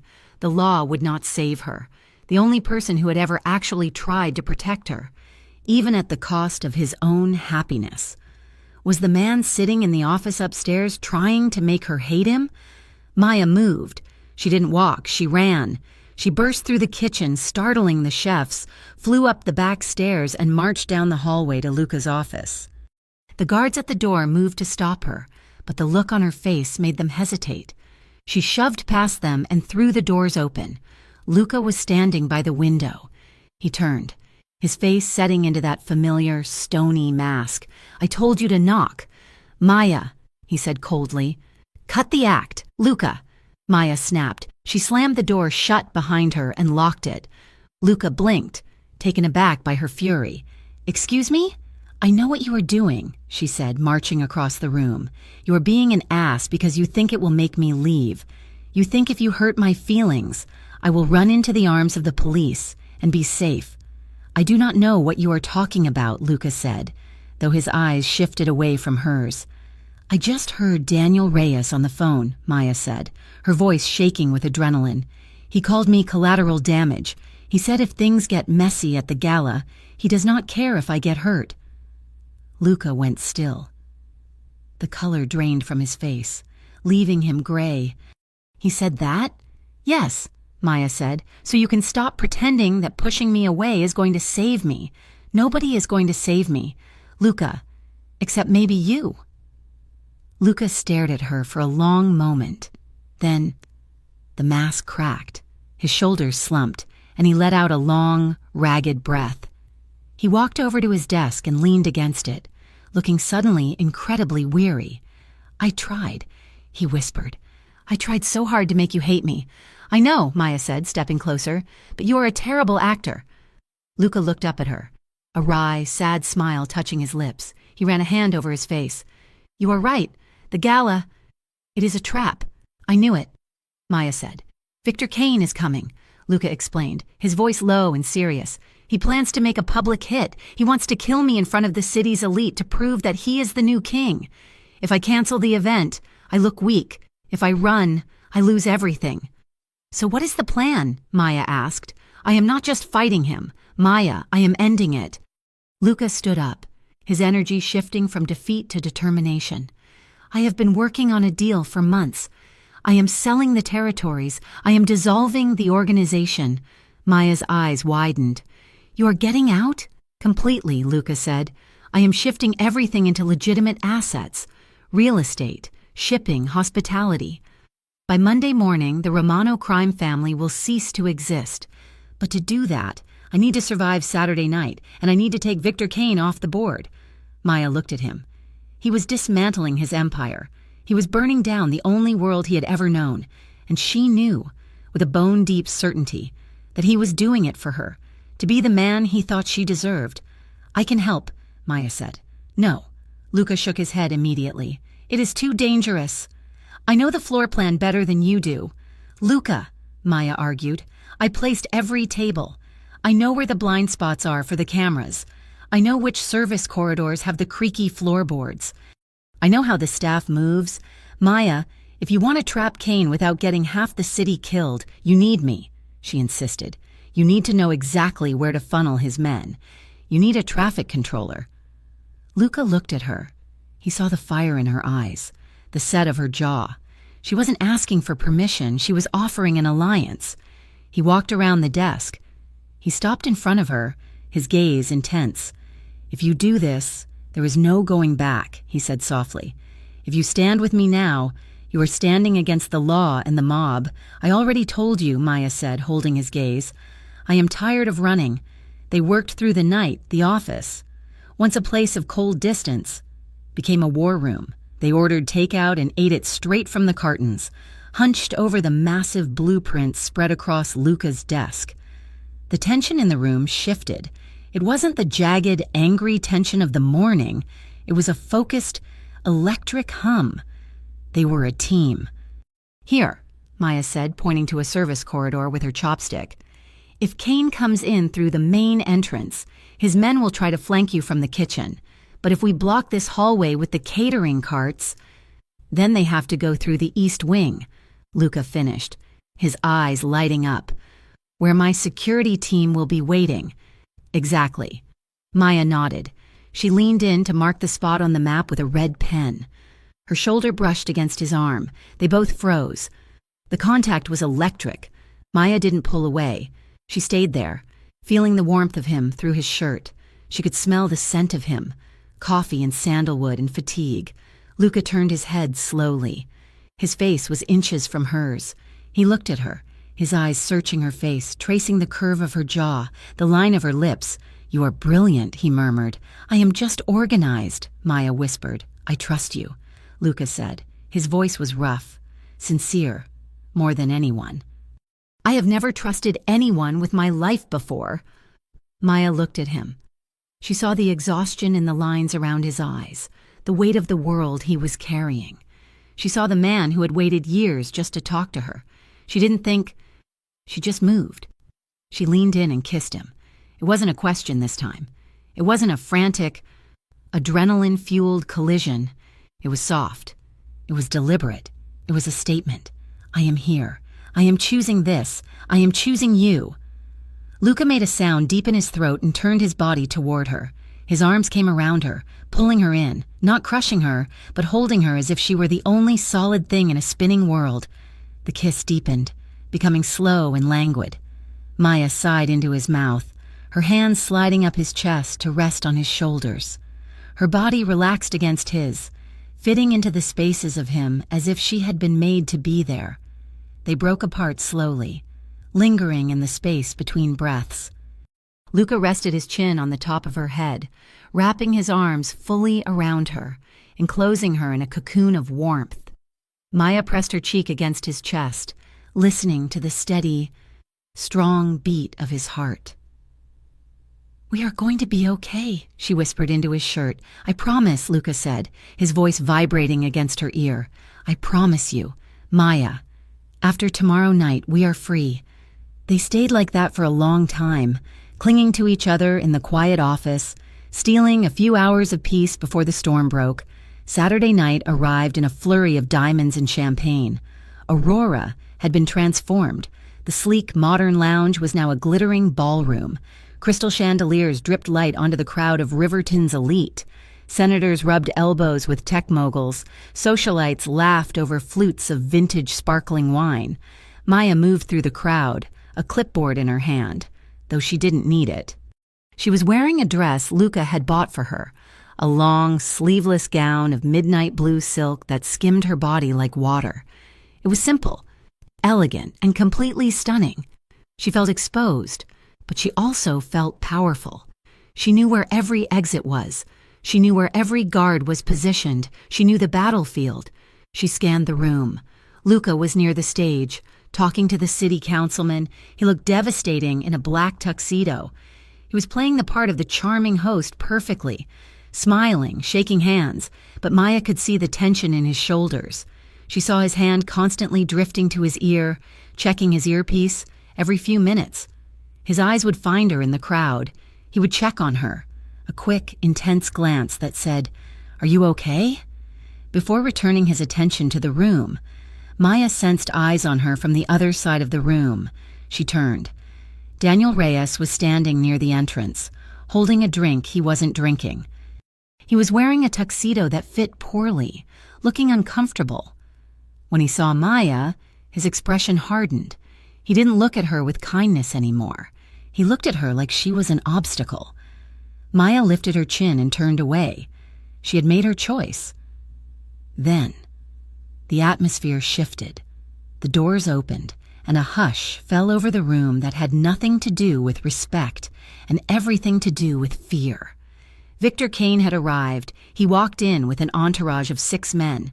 Kane was older than Luca, with a face that looked like it had been carved out of granite and eyes that were flat and dead. He wasn't on the guest list, but nobody stopped him. The tension in the room crackled. It was palpable. Like the static before a lightning strike, the guests sensed the predator in their midst. Luca turned from the stage. He didn't look surprised. He nodded once to Kane, a cold, acknowledging gesture. Kane smiled back, a smile that showed too many teeth. It was starting. Maya's heart hammered against her ribs. She tapped her earpiece, checking in with the security team. "Positions," she whispered. "Copy that," came the reply. She needed to get to the bar. That was her station when the chaos started. She began to weave through the crowd, her silk dress rustling against her legs. She reached the main bar. The bartenders were moving in a blur, mixing drinks for the nervous guests. "Hey, Maya," one of the bartenders, a young guy named Leo, flagged her down. He slid a glass across the polished marble counter toward her. "What is this?" Maya asked. "I am working." "Leo, I cannot drink. It is from the boss," Leo said with a wink. He sent a message back, said it is a special reserve, just for you. A surprise. Maya looked at the glass. It was a heavy crystal tumbler, filled with an amber liquid that caught the light of the chandeliers. It looked like the same whiskey Luca drank. She reached out and took the glass. It felt heavier than it should have. "From the boss," she repeated softly. "A surprise." She lifted the glass, intending to take a small sip to calm her nerves. As she raised it, the liquid swirled, and something metal clinked softly against the crystal bottom. She frowned, lowering the glass to look inside, before her eyes could focus on the object resting beneath the amber liquid. The world plunged into darkness. The crystal chandeliers flickered once, twice, and then died. The live band cut out mid-note with a screech of feedback. Screams erupted from the crowd as the emergency lights bathed the room in a harsh, red glow. The trap was sprung. Maya gripped the glass in her hand, her knuckles white, as the first gunshot echoed through the dark. The sound of the first gunshot shattered the illusion of civilized society. It was a sharp, cracking retort that echoed off the crystal chandeliers moments before the emergency lights bathed the room in a blood-red haze. The screaming started an instant later. Maya did not think. She reacted on pure instinct. She dropped to her knees, diving behind the thick marble slab of the bar just as a second shot pulverized a row of expensive liquor bottles on the shelf above her head. Shards of glass and the pungent scent of scotch rained down on her. She curled into a ball, her heart hammering against her ribs like a trapped bird, her hand still clutching the heavy crystal tumbler Leo had given her moments before. Above the rim of the bar, The room had dissolved into absolute chaos. The elegantly dressed guests were scrambling over overturned tables, slipping on spilled champagne, desperate to find cover. "Get down, stay down," the security team roared, their voices battling against the panic. Maya forced herself to look. She inched up, peering over the edge of the marble counter. The center of the ballroom was a war zone.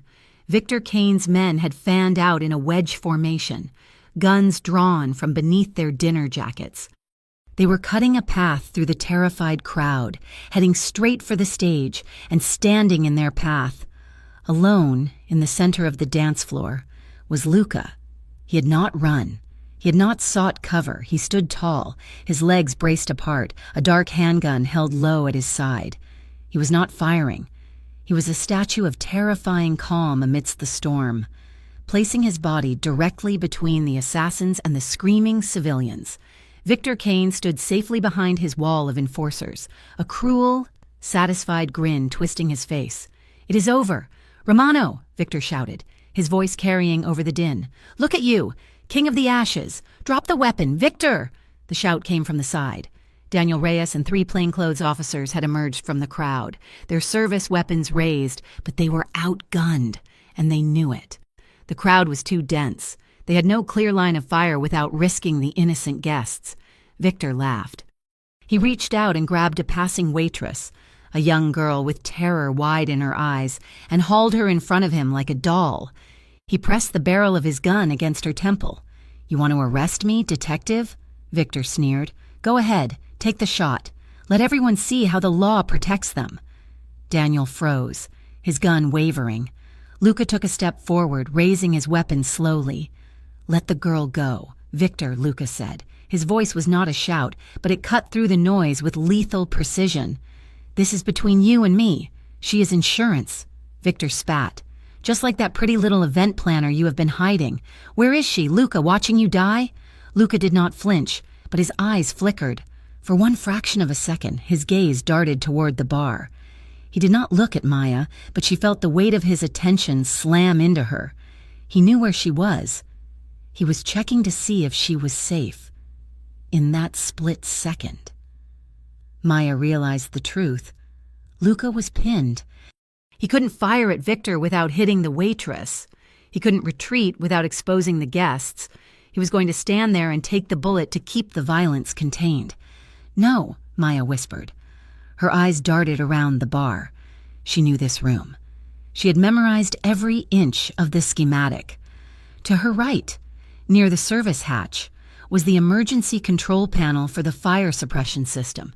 She looked back at Luca, who was staring down death, ready to sacrifice everything he had built, everything he was, just to keep his promise of protection. "I am not a bystander," she thought fiercely. "I am his partner." Maya dropped the glass she had been holding. It hit the rubber mat with a dull thud. She crawled on her hands and knees, ignoring the glass shards that bit into her palms, scrambling toward the panel. Above her, Victor shouted, "Kill him!" Maya reached the wall. She grabbed the red handle of the master fire alarm and yanked it down with all her strength. The result was instantaneous and cataclysmic. The emergency shutters on the windows slammed down with the sound of crashing steel. The overhead sprinklers did not activate, but the strobe lights did, blinding, high-intensity flashes of white light that pulsed rapidly, turning the room into a disorienting, strobe-lit nightmare. Simultaneously, the fire alarm began to blare, a deafening, ear-piercing siren that drowned out all thought. Victor's men flinched, blindingly disoriented by the assault on their senses. They stumbled, shielding their eyes. "Now!" Luca's voice roared. The room erupted.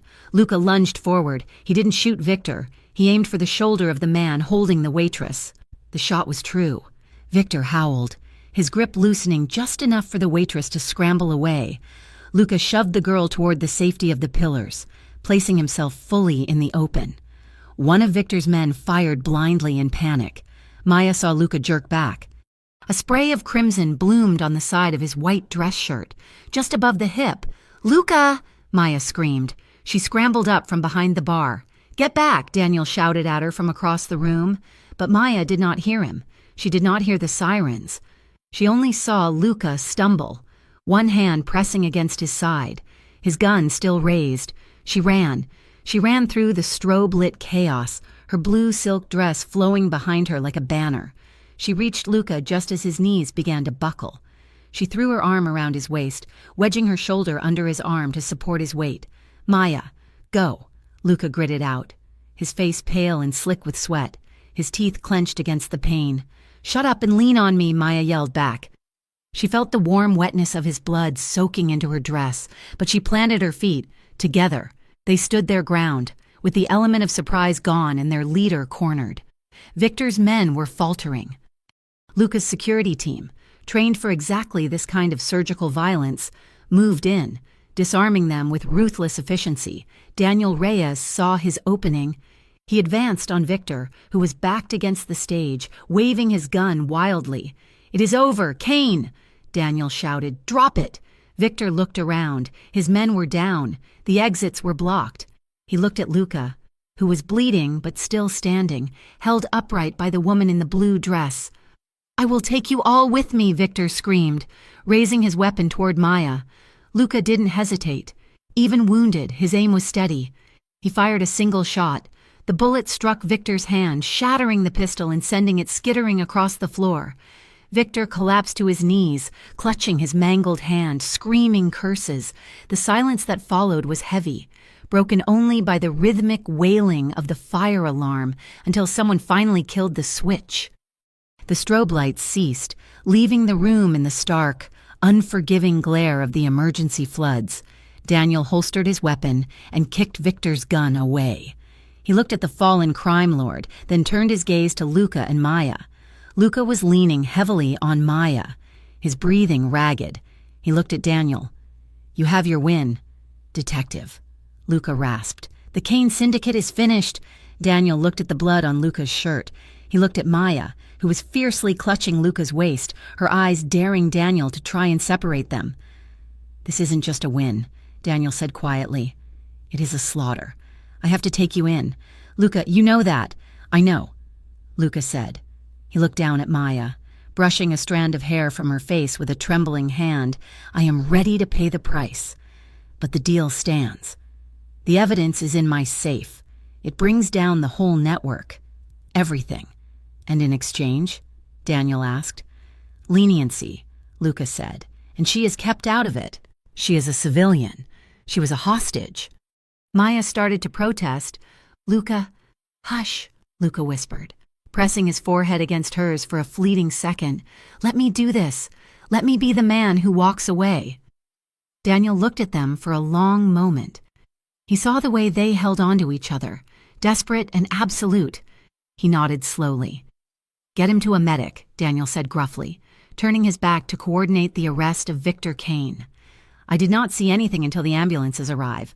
The months that followed were a blur of grayscale courtrooms, rain-slicked windows, and the slow, grinding gears of justice. The trial of the Romano and Kane crime families was the biggest news story in the state's history." True to his word, Luca dismantled his empire brick by brick. He provided ledgers, names, and bank accounts. He tore down the structure that had raised him, ensuring that no one could ever pick up the pieces and start again. He pleaded guilty to racketeering and illegal gambling. In exchange for his cooperation and the sheer volume of evidence he provided against the corrupt officials and violent offenders in Kane's network, the prosecutors offered a deal. It wasn't freedom, but it wasn't life. He served 18 months in a minimum security federal facility. Maya did not run. She did not hide. She stayed in Riverton.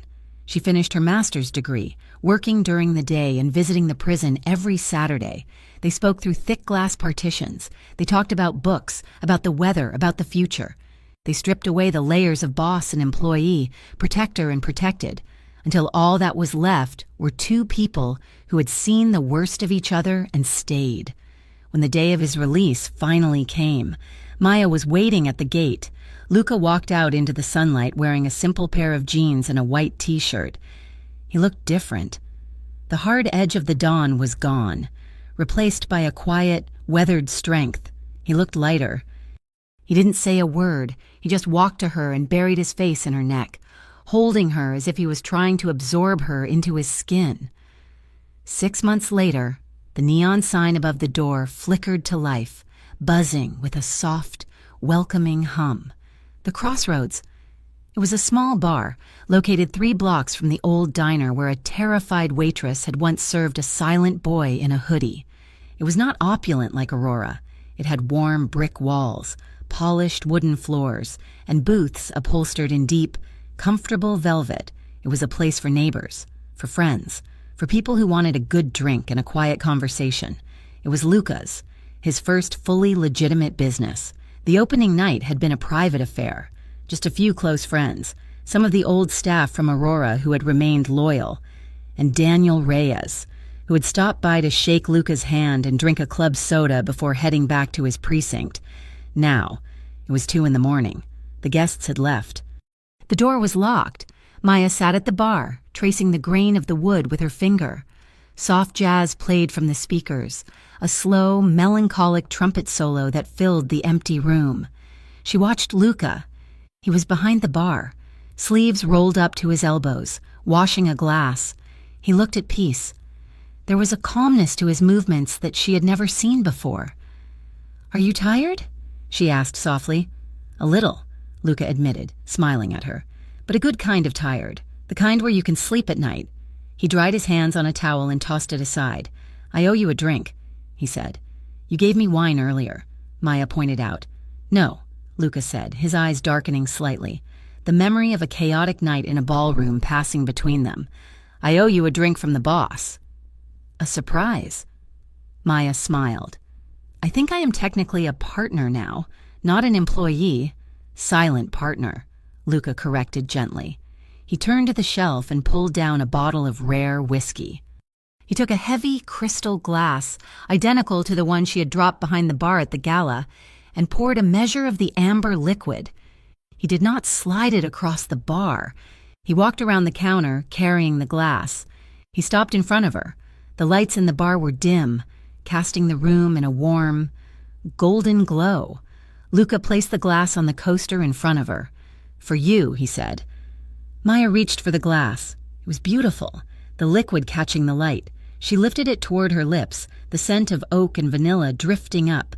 Then she saw it, resting at the bottom of the glass beneath the pale amber liquid. Something glinted.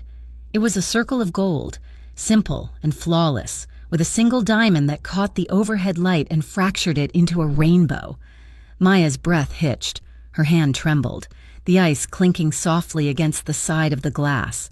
She lowered the glass slowly to the bar. She looked up. Luca was watching her.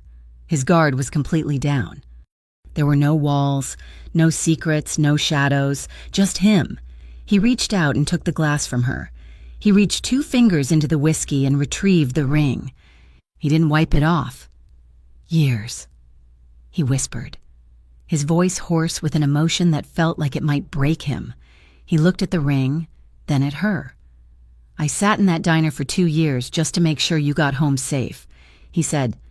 "I built an empire just to make sure I was strong enough to keep the world away from you, and then I tore it all down because I realized I didn't want to be strong. I just wanted to be yours." He took a step back and sank onto one knee. Maya clapped a hand over her mouth, tears spilling hot and fast down her cheeks.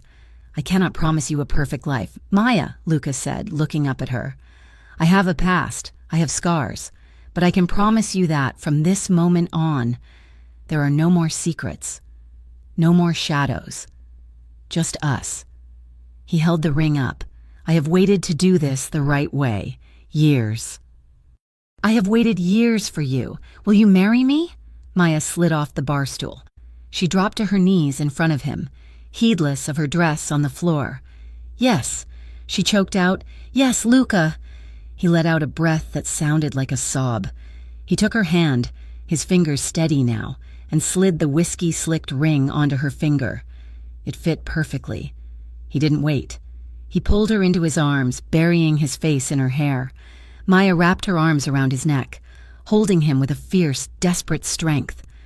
They held each other on the floor of the empty bar, rocking slightly, anchored by the weight of everything they had survived to get here. Luca pulled back just enough to look at her. He cupped her face in his hands, his thumbs brushing away her tears. He kissed her. It wasn't a kiss of hunger or desperation. It was a kiss of relief. It was a slow, reverent seal on a promise kept. It tasted of whiskey and hope. Eventually, they stood up. Luca didn't let go of her hand. He reached over and turned up the volume on the music slightly. He pulled her close, one hand on her waist, the other holding her hand with the ring flashing under the lights. They swayed together in the center of the room, foreheads touching, moving to the slow rhythm of the trumpet. Outside, the neon glow of Riverton reflected off the wet pavement, the city moving on, indifferent and loud. But inside, the world was quiet. For the first time in their lives, Maya and Luca were not running, and they were not hiding. They were simply two people in love, ready to face the morning light together. Thank you so much for listening to She Found a Wedding Ring in Her Drink. The Mafia boss confessed, I've waited years for you. I hope you enjoyed Luca and Maya's journey from the shadows into the light. If this story touched your heart, please let me know in the comments where you are listening from. I love seeing how far these stories travel. Don't forget to hit that subscribe button for Mafia romance stories so you never miss a tale of passion, danger, and redemption. Please share your thoughts on the ending in the comments below. Did Luca make the right choice? I can't wait to hear what you think. Until next time.